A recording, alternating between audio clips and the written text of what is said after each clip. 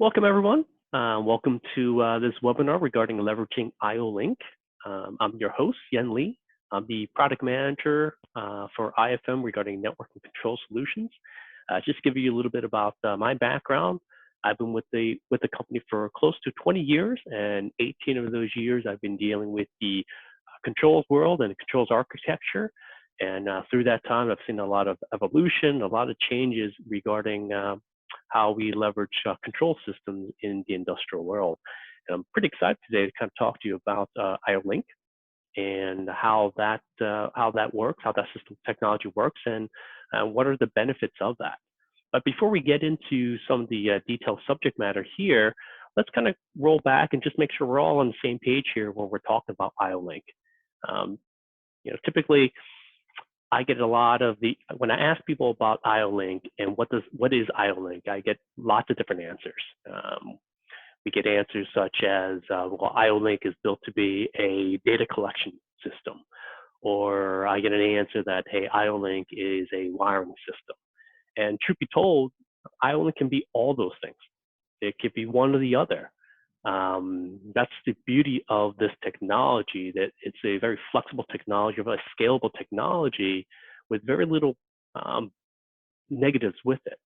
So, let me explain a little bit detailed with here, right? So IO Link is one of the first global standard digital communication protocols available in the market. What it essentially is, when you look at it, it's you have a device, a sensor, or an actuator that's IO Link enabled. You use the same cabling that you're using today to attach that sensor. It goes back to an IO module, and in this case, we call it an IO Link master. But really, there's no difference in terms of the IO cards that you use today. Outside of that, it has the ability to talk IO Link with your sensor, and because of that communication, we're able to provide more data to your control system because of that. And we'll get into more details on what that really means. But at the 30,000 feet view, that's essentially the big picture of it. You have an IO Link device, an IO Link master, you're connecting the same cabling to it, and you're able to communicate more information. And that information will go onto your field bus of choice, whatever your controls architecture uses today, whether it's Ethernet IP, Profinet, Modbus, EtherCAT, whatever that is. We just then transport that larger data set over to your controller to use as you like, okay? And when we talk about IO Link, a lot of people think it's another field bus interface, but it really isn't. It was designed to unlock the trapped data in sensors. So it's a point-to-point communication. It was never meant to be a replacement for existing field buses. It's meant to complement it, right? So we're trying to get the extra information from the sensors, because sensors today are pretty smart. For the most part, they're controlled by microprocessors. And because of the controls architecture, previously, there was no pathway for us to get to that data. So with IO Link, we're able to now get access to the information in the microprocessor, and now we have the ability to access all that tremendous data from all these sensors and be able to utilize it in the main controller. The best thing about this, though, is that you're really not changing your controls architecture that much. It really remains the same. And I'll show you that in a few couple of slides here, because we're using the same cabling that you're using today. And in terms of your controls architecture design, for the most part, that will stay the same. And because of that, there's a lot less engineering design to accommodate this new technology, which is fantastic. And so I talked about data early on. So when we talk about the IO Link device and what kind of data you get significantly more data than your simple on and off information or even your analog information. We can pass much more data and configuration data and parameter data from the sensor over to the controller. You now have full access to whatever is available to the sensor at your controller and control system. And again, we'll get into more detail with that as well. So this is also supported, the IO Link technology is supported by a large consortium of manufacturers. So it's not just an IFM technology, it's a technology that is supported by many of the different industrial vendors out in the market today. And really, when you think about this, IO-Link is really the foundation for the digital factory, because the eyes and ears of your plant are your sensors and your actuators. And if you're only getting on-off information from it, you're not really utilizing and getting insights from that. So really, in order to have a true digital factory, to have a full, and to get to the idea of IoT, you really need your eyes and ears to give you more data for that. And IO-Link accomplishes that very, very easily and in a very good way. So, I mean, some of you might be the first time you've heard of IO-Link. Some of you might have heard of it and are using it today. And some of the questions have come to me in the past as well. Why is IO-Link so popular? Why is it such a rising technology? Because it's not the first time that smart sensor technologies have been introduced to the market. In fact, many have come and gone without much fanfare.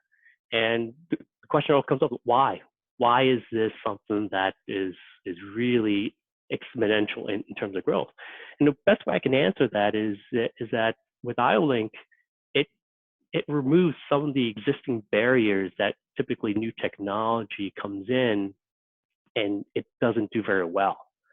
So one of the things I think about is cost. Typically, when you bring in new technology, cost is a major barrier, right?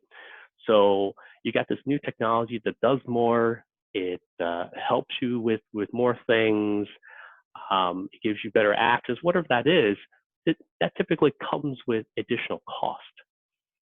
And when you have additional costs, now you have to justify the ROI in terms of being able to bring that technology into your world. And that's not always an easy calculation. That's not always easy to justify. So cost is a typical barrier there. Now, with IO-Link, because of the way it was designed and the mandate in terms of creating this technology, we wanted to remove the barrier of cost. So when you look at it from the IO-Link point of view, when you look at it from the sensor, when you look at it from the IO controller view, at least from the IFM point of view, there's no additional cost in terms of implementing the system.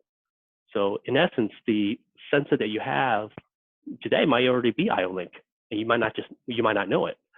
But having an IO-Link sensor today doesn't cost you anything additional. In fact, if you're comparing this to an analog sensor, it might reduce cost, but you get the analog functionality of it. The other aspect is change. Again, when you bring in new technology,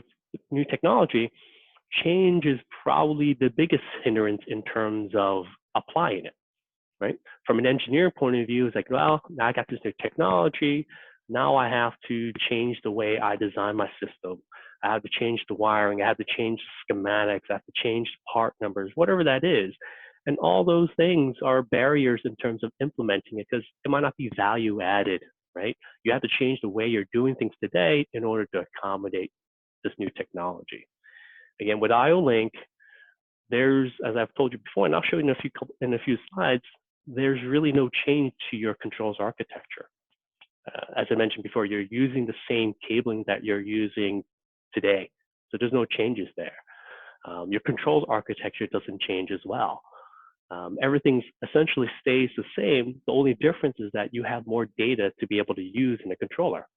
And you can ignore that data if you don't want it, or you can use that data. It's scalable based on how you want to apply it. So there's very minimal change in terms of applying the IO-Link technology. The last but not least thing is complexity. So complexity typically it can be involved because you're always, if in any new technology, you're always learning. There's always something new that you have to learn.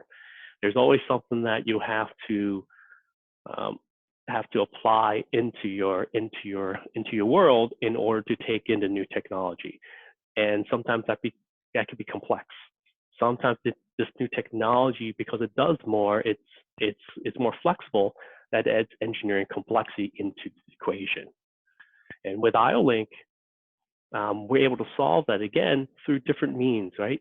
So because you get more data, it doesn't necessarily mean it has to be more complex. You can make it as simple as you want it to be, and you can make the data as much as you want it to be. But from our point of view at IFM, we've created tools where we reduce that complexity for you, so you can apply this new technology as quickly and as transparently as possible. And again, we'll go through some of these examples later on. But from my point of view, you see these three barriers, and these are the three typical barriers that really prevent you from using new technology. And I really believe that IO-Link really solves these three pillars here and removes them away from the ability of not being able to use this. So, as I mentioned before, the IO-Link technology is not an IFM-only technology. In fact, there are many companies involved, and that's one of the factors of why this technology is growing at a rapid pace. There is many of the standard industrial PLC manufacturers, industrial sensor manufacturers who support this protocol. And in fact, this is just a quick look in terms of who is actually out there. If you go to the IO-Link consortium website, you'll see a much bigger list, and this list will be close to 200 vendors who are currently supporting this technology. And that's one of the reasons why this is growing at such a great rate, is a lot of people do believe in this technology and how it can be really beneficial to our customers, to the end users here. Okay. So here's a picture of the IO-Link architecture. And I'm taking a look at a view from an automation standpoint. As you can see here, again, kind of what I mentioned before, IO-Link doesn't change your controls architecture. So if you're using, let's say, for example, an Ethernet IP backbone, you're still using that same Ethernet IP backbone as before. It's just connected to one of these IO modules that are IO-Link enabled. Okay, and this IO-Link enabled master is then connected to your sensors that are IO-Link enabled too. And like I said again, those of you who have IFM sensors might already have IO-Link and just not know it, or just not applying it correctly today, today. Now, as you see here, the controls architecture remains the same. Nothing's changed here. You're still using the same cabling, still the same Ethernet cable that you're using to connect to the PLC. It's still the same 4-wire patch cord that you're using to connect the sensor to the IO-Link master. None of that changes. The only change that you have here in terms of your design is that you have more data to manipulate and use at the controller level. That's really the only difference that you have here. And that's what makes this a very powerful technology, is that you're not changing a lot to accommodate for this technology. And the same thing can be said if you're in the process environment. So IFM also offers IP69K versions of these IO-Link masters that are suited for the hygienic environments. And we also have a full range of instruments that are IO-Link enabled that can be connected to these IO-Link masters. Okay. So let's take a look at this technology from the point of view of a sensor. So here I'm showing a typical, let's say, flow meter that you can buy from IFM that can give you a flow rate, okay, through analog information, or you can get a simple on-and-off digital output from the sensor based on your flow rate. Okay, so this sensor right now, as it stands, has a lot of information with it. It's doing a lot of things in the sensor, but in order for us to get the information out or get it to be a usable information, because of the way the controls world was designed, we have to dumb down the sensor in order to just provide an on-off output or a simple analog scaled value of some form to get some kind of more granular value of the sensor. So in essence, when you look at it, this sensor is probably no better than your on-off switch that's available at home. It's just going to give you an on-off reading from it, and that's it. Now, if we take the same sensor and we use IO-Link, now we have the ability to get that digital on-off reading. We can give you multiple process values on it because the sensor actually has the ability to give you flow rate, temperature, and a totalizer from it. But in the previous example, we couldn't wire all three of those values and make it part of the controls. We only have, let's say, two outputs, standard outputs, and that costs you also I/O count as well, which again costs you more money. We can give you the on/off digital output, all the process values that are available with sensors, provide you parameter access and sensor diagnostics on the sensor with IO-Link using the same 3-wire or 4-wire cord that you're using today. And all this, from the IFM point of view, has no extra cost to it. Okay, so that's pretty powerful in terms of when you look at in terms of what IO-Link is capable of. It's capable of bringing you all this information, again, without additional costs, without additional engineering. Okay, so essentially, IO-Link is providing you a very cost-effective smart sensor technology.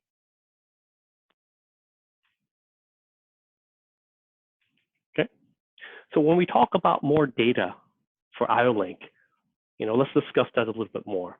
So when I talk about data, a lot of your sensors out there are typical on-off. It's a single bit, right? You're only going to get an on-off bit to it. That's one way to get sensor data out. The other way is if you want more information or a value that you can more granularly control your processes with, you have analog transmission, which is a standard 16-bit value. Okay? With IO-Link, the bandwidth of IO-Link is, well, we can in one cycle we can provide 256 bits of information, which equates to essentially 16 times more information than an analog transmission. So that's the total bandwidth of IO-Link, is that we can provide more information than what's available in the market today. Again, we're doing this through a digital transmission from the device itself to the IO-Link master, and this is how much more information we can transfer in one cycle. And here's another point of view. This is something that we created, a few years ago to kind of illustrate what is the type of data that you can get from an IO-Link sensor. So you can see the different points here. You can see that we can provide you with device identification. So what is the device that you have connected to your system? The switch points, the actual pure digital process value of the sensor. So the nice thing about IO-Link is that you're getting the true process value of the sensing element. So if in this case, you're getting a pressure sensor, and that pressure value is whatever the value range is set for that specific sensor here. So let's assume that this is a 0 to 25 bar unit. So there's no scaling involved. You're getting the true digital value and a true reading of what the sensor element is telling you. Okay, unlike analog, where you get a value from 0 to, let's say, 32,000, and then you have to scale it according to the pressure range of the sensor. That's not needed with IO-Link. And then the fourth data set here that you can see here is sensor diagnostics. So you do get diagnostic bits to let you know if the sensor is communicating via IO-Link, if the sensor is not working correctly, if the process value that you're getting back from the sensor is valid or not valid. Okay. Now, again, all this information is sent through your standard cable wiring today. And we'll discuss a little bit more later on in terms of how that how do you get this information? Now, it seems like a lot of information, but it seems like it's a lot for me to maybe engineer and get to. And we'll discuss that a little bit later. And you'll see that at least IFM can provide you with some simple ways to get this information very quickly. Okay. So this slide here is meant to talk about what are the different sensor communication platforms out there. Of course, we've discussed, just the digital on-off, analog, and the other sensor communication platforms out there could be Ethernet-based. Okay. What I wanted to show here is that IO-Link provides the best of both worlds. Ethernet-based technology or direct communication of Ethernet with your sensors sounds like a good idea, but sometimes it's probably an overkill for what the sensor can do. Right? You're not really utilizing the bandwidth that Ethernet provides on a smaller scale sensor. IO-Link can provide you all the same benefits that Ethernet does at the same price point as your binary and analog transmission. So, to me, IO-Link is the best of both worlds here. It provides you with extra data, smart sensor technology at the price point of simple digital on-off sensors.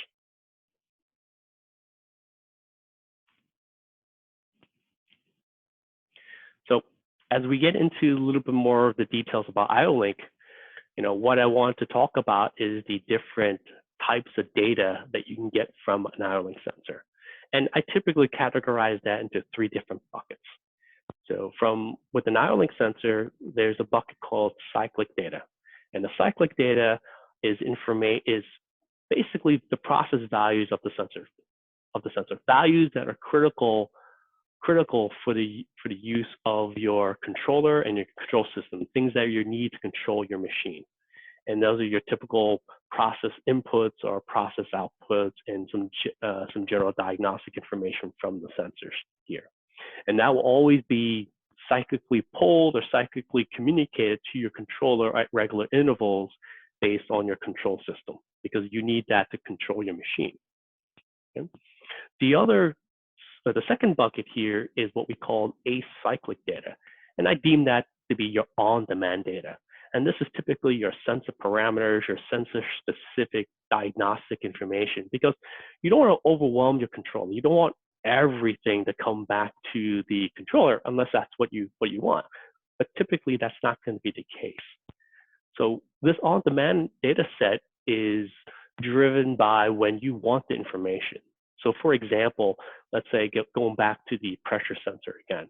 So the pressure sensor has a high and low value that we keep historically on the sensor until we decide to reset it.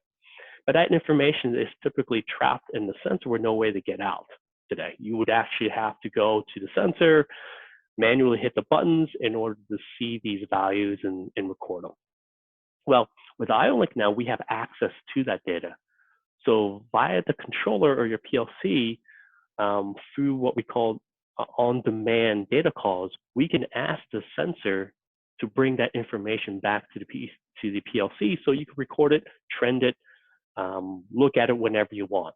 And that's a typical, use case for on-demand data sets. Okay? And the last bucket that we can discuss is the event data. So event data for IO-Link is the diagnostic channel for your sensors. So in this area, it will give you some more specific information in terms of the diagnostics. If you do have something going on with your sensor, this is where the specific diagnostic information resides in this area here. And typically, the events data is in your standard input-output table, where you can get updates on a regular basis. If something does happen or some kind of an error does occur with your sensor, you can get the specific data in this area here. So these are the 3 different buckets in terms of the types of data that you can get with IO-Link. So let's talk about some of the intrinsic features in terms of what you get with IO-Link. So In the previous slides, I'd mentioned the digital signal. Okay, that IO-Link is a true digital communication protocol. This. So what does that really mean for you? So when we take a look at a conventional system that uses analog, right? One of the issues with analog is that you have several ADD conversions. Eventually get back to your PLC. And those conversions will cause potentially errors in terms of accuracy for the measurement. So you can see here in this picture here, for example, we have again a pressure sensor, and that pressure sensor has an analog element which needs to be converted into a digital value in order for the microprocessor to process that information and do what it needs to do at the sensor level. And then in order to get it out to the real world, we then have to convert that digital information back to analog to pass it along to the PLC analog card. Once the analog card receives it, we then have to change it back to a digital transmission so that the PLC can process that data. And throughout that transition, again, you can have a loss of accuracy of the sensor. And that's something that you have to know and be aware of. With an IO-Link system, we remove and eliminate many of these digital to analog conversions. So in the same example here, we only have to do the ADD conversion one time from the sensing element to the microprocessor. From there, everything is transmitted digitally back to the PLC. And because we remove a lot of these ADD conversions, we're able to get a much more precise, accurate value eventually back into the PLC. So the other benefit of having a true digital signal is its noise immunity. Okay, so with a digital signal, it takes a lot more energy to affect the signal. Unlike analog, if you have some kind of resistance, let's say maybe the water's getting into the connectors, or you have some EMC noise, you can affect the analog value. And because of that, your accuracy or your signal might not be correct. Therefore, you probably have to calibrate the system quite often just to make sure you're at the correct baseline.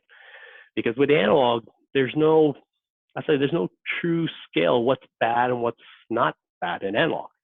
You could have a few milliamps readings off, and that could affect your process value without you knowing that. Okay. With a digital signal, your only value you can get from a digital signal is a 0 or 1. So it takes much more energy to move it to a 1 to a 0 for noise or for anything to affect that signal. In addition, if your signal is affected, and because it is a digital value, our system knows that because it has a checksum that allows us to make sure that, hey, is this value proper? And if the value is affected, we can give a flag to your controller that you know that something's wrong with the signal. Okay, and that's a true value. That's another true value to me of having a true digital signal over analog, is that you have a much more robust, reliable transmission of your values.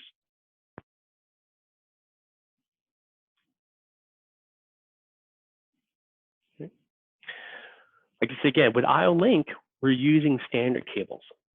Okay, none of that changes. So the same cable that you're using to connect your sensor today is the same cable you'll use to connect your system to IO-Link. There's no shielded cables. There's no need for that. IO-Link is also built to be backwards compatible. We call that the SIO mode, which stands for standard IO mode.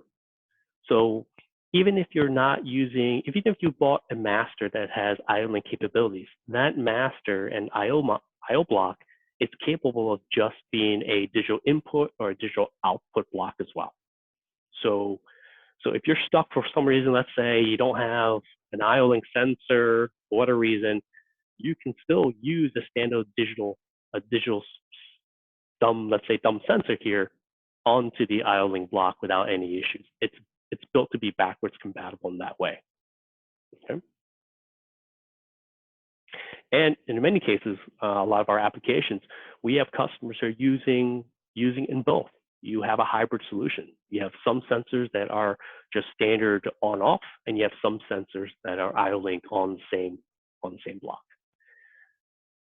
The only thing that you can't do with this is on one port, on the same pinout, you can't have an IO-Link sensor and a digital output operating on the same pin.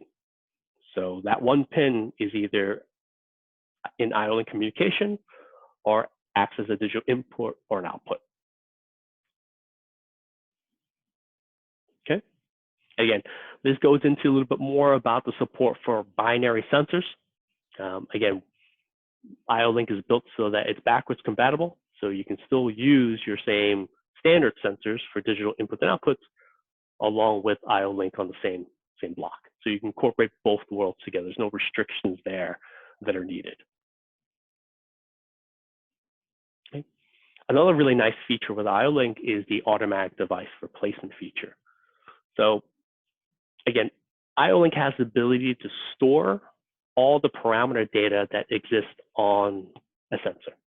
So what's the benefit of that? The benefit of that is, if maintenance personnel needs to replace a sensor, he doesn't have to remember how to set the sensor anymore. He doesn't have to remember what are the set points adjustments that need to be made, what are the menus that need to be set for this. Of course, from a maintenance personnel view, you have hundreds of sensors of probably different vendor variety, and it's not possible for you to remember all of those.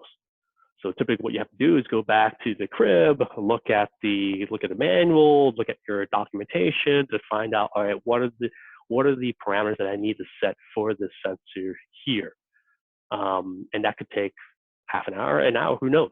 But that's time that's not needed. With IO-Link, we can store that information directly onto the IO-Link master, and when you need to replace it like for like, it would automatically download the existing, whatever you saved onto the master, back onto the IO-Link device. And that happens within less than a second. It's very quick. So again, here's an illustration of replacing the sensor, putting back a new sensor on here, and having the automatic device replacement quickly replace that sensor and all its parameters associated with it. Okay.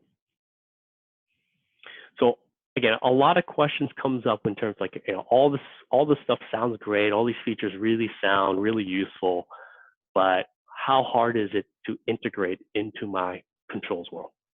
Okay. So IFM does provide AOIs or function blocks, both the Allen Bradley and the Siemens systems. You'll find a lot of this on our websites. In the support page, we have a lot of what we call startup packages that contains a lot of information that allows you to quickly integrate the IO-Link system into your control system. This is just one example of an AOI that we provide for our sensor families, whereas you fill in essentially 3 parameters to tell it where the information resides in your control system. And from there, we give you all the data that we had talked about before. We'll give you, in this case, we have a distance sensor here. We give you the distance measurement, the vendor ID, and some of the diagnostic flags that are associated with the sensor here. So we can definitely show you, if you're interested in this, contact one of your IFM reps. We can always do a quick demo and show you how quickly it is to kind of integrate IO-Link into your system. And then we can talk about some of the ancillary benefits of that with you. But just remember that, IO-Link can be quickly implemented onto your system with the tools that we provide here. And I think you'll be pleasantly surprised in terms of how quickly you can get the system up and running, and how not different it is compared to what you're doing today. And then realizing how much more you can do with your sensors later on. Okay. So let's get into the phase about, okay, so you have a lot of these great functions. What does it really mean to me in the real world? What are the ancillary benefits of IO-Link here? So here's an example here, and these quotes were taken from a few of our customers and their feedback when they first tried IO-Link and using it. So we talked about being able to provide multiple process values with IO-Link. So in this example, again, we go back to the flow meter using a standard 3-wire cord set, and this flow metering being able to give you the flow rate, the totalizer, and the temperature of the media here. Okay, so that's 3 values. So with this customer, by being able to implement these 3 different values, what it means for them is that not only were they able to save in terms of costs of the sensor by implementing IO-Link by itself, but the real big benefit for them was having all 3 of those elements in one sensor. And what that means for them is not having extra fittings, not having extra installation points, not having extra wires, being able to stock one part. That for them equated to 64 less fittings to install and 186 less wires to land by using this technology. So without doing too much math there, you can see the big benefit here of being able to leverage IO-Link in this case to really save a lot in terms of the installation cost for their systems and stuff. Okay. Here's another example where one of our customers used the ability to be able to access the extra data that exists on these IO-Link sensors here. Okay, like I said again, a lot of information in the past was trapped within the sensor with no access to it. IO-Link now provides that full access to your sensors here. So in this case, a customer installed one of our pressure sensors onto one of their applications, and they were able to remote in during a service call to kind of understand what was happening with their system. It turns out that, in their systems, the bottles weren't filling correctly because they're running at an air pressure of 50 psi. Okay, but the machine specification, what they sent to them, was supposed to be running at 80 psi. So somehow they realized, in terms of looking at all the parameter data on sensors, that the operators had ended up lowering the switch points in order to keep the machine running. So without this ability to be able to see all the data, all the settings from the sensors here, they would have had to send someone out on site just to troubleshoot this specific system. Now, having IO-Link and being able to access all the parameters data, they were able to quickly find out what was happening with the sensor and what was potentially why it wasn't running what they were supposed to be running at here. Okay, so again, this data here gives you the ability to be able to look at more information to determine what might be happening.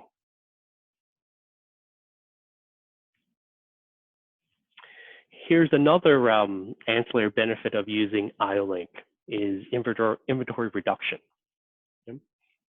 So like I mentioned before, IO-Link has a lot of functions, a lot of data that you can use. Okay. One of the use cases that we had here, we had a customer who wanted to implement IO-Link, but they also have a lot of existing systems that doesn't need IO-Link. They just want to be able to use and retrofit the same existing systems with IO-Link. They want to move forward with IO-Link for new systems, but they also want to be able to support the current systems that are out in the field today.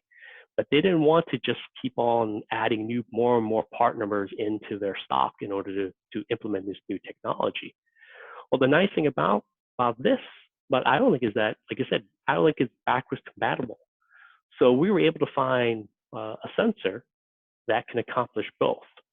So the sensor in this case here allowed them to retrofit existing installations and provide support for the existing installation using just the analog functionality, a pure 4 to 20 milliamp signal or a digital on-off signal. And they're able to use the same sensor for new jobs or new equipment that can fully utilize IO-Link. And this is all done with the same sensor at no extra cost. So it wasn't like we were charging them, oh, it's IO-Link version, so here's X amount of dollars more for it. From our point of view, same sensor, same cost point, comes with the IO-Link technology if you want to use it. Okay. And we talked about early on about the reduction wiring. Okay. In this case here, we have an application where someone would just simply want to use IO-Link for the wiring purposes. Okay. They want to just be able to take everything that they usually put in the panel and move it out into the field. And IO-Link was a nice, easy way for them to plug and play all their sensors into the field by using these remote blocks. And that saved them quite a lot of times in terms of being able to repeat and set up the systems. In fact, this customer was able to reduce their installation times by weeks, not just days, but weeks here. So this is another benefit of it. And again, IO-Link can be lots of different things. And in one of these cases is the reduction wiring. I think that's common with any IP67 field module, is being able to use M12 plug and play out there. Now, my experience with this so far is that people who do use it for the wire reduction purposes, and they connect to IO-Link in that way, my experience is that a lot of people when they start using IO-Link and when they start seeing the benefits of IO-Link as they use and install the system, they start to get amazed by, oh, wow, I didn't know you can do this. Oh, wow, it really is as simple as I thought. And they start to realize the power of what it can do in the future. And to me, that's great. I mean, at first it can start out as just a simple wiring solution, but as you get used to the system, get a better understanding of what IO-Link can do, that understanding tends to grow, and then your installation tends to grow as the information provided to you is made usable and made more understandable from your design point of view. So it's very interesting with all the different installs we have and customers that we work with. You see that evolution in terms of growth with the technology. Okay. So in future webinars, we'll talk a little bit more about IO-Link, the different ecosystems, the different devices out there. But what I wanted to let you know with IO-Link is that there's a huge ecosystem out there. This is just showing you the ecosystem today with IFM. Okay, and IFM does provide quite a lot of IO-Link enabled sensors out in the market. In fact, we are the largest vendor in terms of sensors that we can provide IO-Link enabled devices. But I assure you, there's many more in the market. I think today, if you look at the market point of view, almost every vendor is providing some kind of IO-Link enabled device. And this ecosystem is huge. And this ecosystem is going to really allow you to really utilize and find solutions for your specific machinery, because in a couple of years, I really do believe that IO-Link will become the de facto standard in terms of sensor communications. There's really not a lot of drawback in terms of what you do, other than you get more data. And that ecosystem, as it gets larger, will converge onto your machine and make your machine smarter and more, let's say, IIoT ready in the future as well. So, but we'll discuss a lot of different points. This is really, to me, giving you just this 30,000 feet view in terms of what IO-Link can do and some of the basic benefits of it. There are many use cases out there. There's many stories to tell about this, and hopefully, by listening into this webinar here, you'll want to outreach to us here, and we can talk more about this technology and how it could benefit for you. Okay, and here's just a recap of why we use IO-Link sensors for the multiple digital values, the diagnostics, the reduction of inventory, automatic device replacement, and the true digital signal. Okay.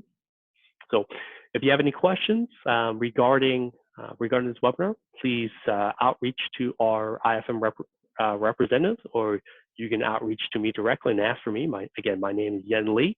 I am the product manager for the network control solutions at IFM in North America. So hopefully hear from you soon. Thank you very much for listening.